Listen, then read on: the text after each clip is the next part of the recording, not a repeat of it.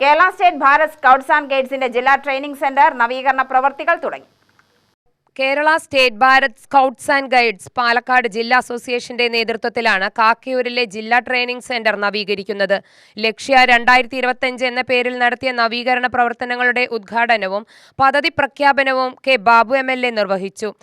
ഇന്ന് കേരളത്തിൽ അഭിമാനിക്കാവുന്ന തരത്തിലേക്ക് സ്റ്റേറ്റിലും ഇന്ത്യയിലും നിരവധി നേട്ടങ്ങൾ കൊയ്തെടുക്കാൻ കഴിയുന്നു എന്നതിൽ നിങ്ങൾക്കും എനിക്കും ഏറെ അഭിമാനം ഉണ്ട്.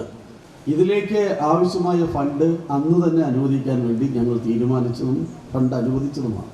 ഇവിടെ പറഞ്ഞല്ലോ, ദൗർഭാഗ്യകരമെന്ന് പറയട്ടെ, നമ്മുടെ ലോകത്തെമ്പാടുമുണ്ടായ ആ കോവിഡ് കാലഘട്ടത്തിൽ MLA-മാർ അവരവരുടെ മണ്ഡലങ്ങൾക്ക് പ്രാദേശിക വികസനത്തിന് ലഭിക്കുന്ന ഫണ്ട് ഉൾപ്പെടെ മാറ്റി കോവിഡ് ചികിത്സയ്ക്കും മറ്റ് സൗകര്യങ്ങൾ ഏർപ്പെടുത്തുന്നതിന് വേണ്ടി തീരുമാനിക്കപ്പെട്ടപ്പോഴാണ് അത് നമുക്ക് നഷ്ടപ്പെട്ടു പോയത്.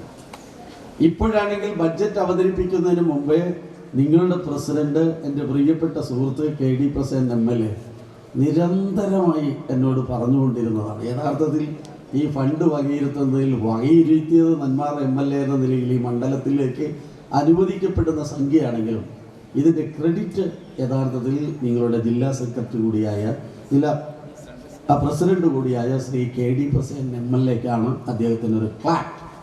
കൊടുവായൂർ പഞ്ചായത്ത് പ്രസിഡന്റ് പ്രേമ മുഖ്യാതിഥിയായി. ജില്ലാ അസോസിയേഷന് കീഴിൽ അഭിമാനകരമായ നേട്ടങ്ങൾ കൈവരിച്ച സ്കൗട്ട്സ് ആൻഡ് ഗൈഡ്സ് വിദ്യാർത്ഥികളെയും ഈ പ്രവർത്തനങ്ങൾക്ക് നേതൃത്വം കൊടുത്ത യൂണിറ്റ് ലീഡർമാരെയും DTCയുടെ നവീകരണ പ്രവർത്തനങ്ങൾക്ക് സഹായം നൽകിയ വ്യക്തികളെയും ചടങ്ങിൽ ആദരിച്ചു. Kerala state Bharat scouts and guides സംസ്ഥാന സെക്രട്ടറി NK പ്രഭാകരൻ MLA-മാർക്കുള്ള ആദരവ് സമർപ്പിച്ചു. പാലക്കാട് ജില്ലാ വിദ്യാഭ്യാസ ഓഫീസർ ഉഷ മാനാട് സ്പോൺസർമാരെ ആദരിച്ചു.